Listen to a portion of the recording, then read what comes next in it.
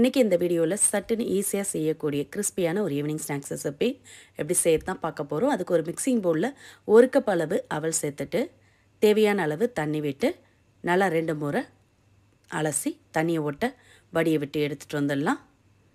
தண்ணி இல்லாத அளவுக்கு இது மாதிரி ஒட்ட வடியை விட்டு எடுத்துகிட்டு வந்துடுங்க. இப்போ இதோட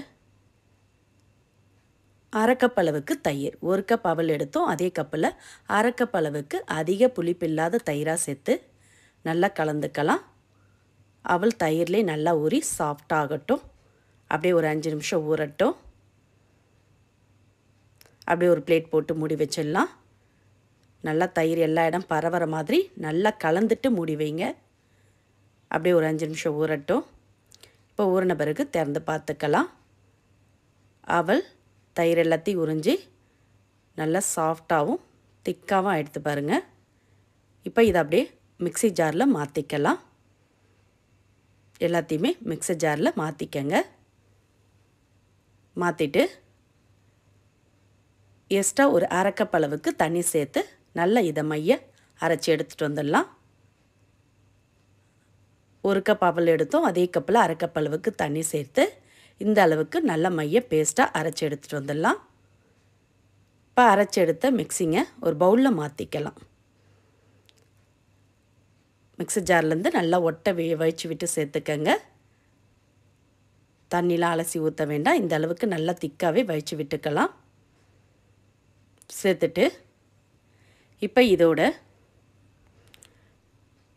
3 டேபிள் ஸ்பூன் அளவுக்கு பச்சரிசி மாவு சேர்த்துக்கலாம்.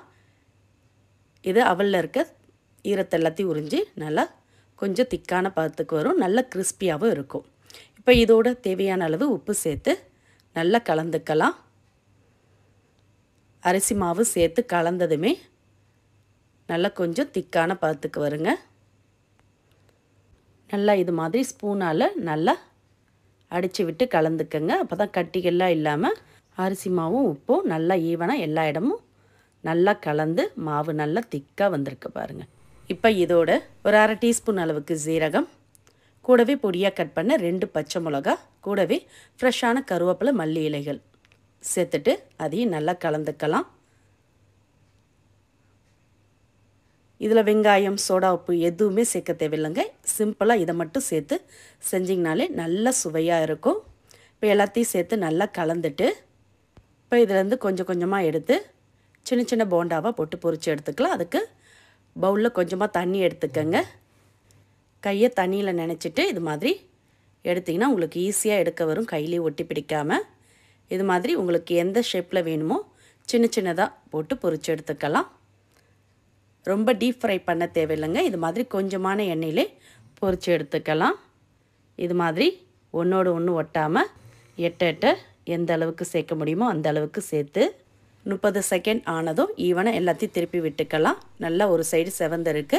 இது மாதிரி திருப்பி விட்டு இன்னொரு சைடும் செவந்து பொன்னிறமானதும் எடுத்துடலாம். நல்ல கிறிஸ்பியாக ரொம்ப சுவையாக இருக்கும். ஈவினிங் டீ காஃபியோட சுட சுட இது மாதிரி செஞ்சு கொடுங்க. தட்டில் ஒன்று கூட மிச்சம் வைக்காமல் சாப்பிட்ருவாங்க. இப்போ பாருங்கள் எல்லாமே ஒரே ஈவனாக செவந்து வந்திருக்கு. இப்போ எண்ணெயிலேருந்து வடியை விட்டு எடுத்து பிளேட்டுக்கு மாற்றிக்கலாம். மீதமுள்ளதையும் இது மாதிரி போட்டு பொரித்து எடுத்துக்கலாம்.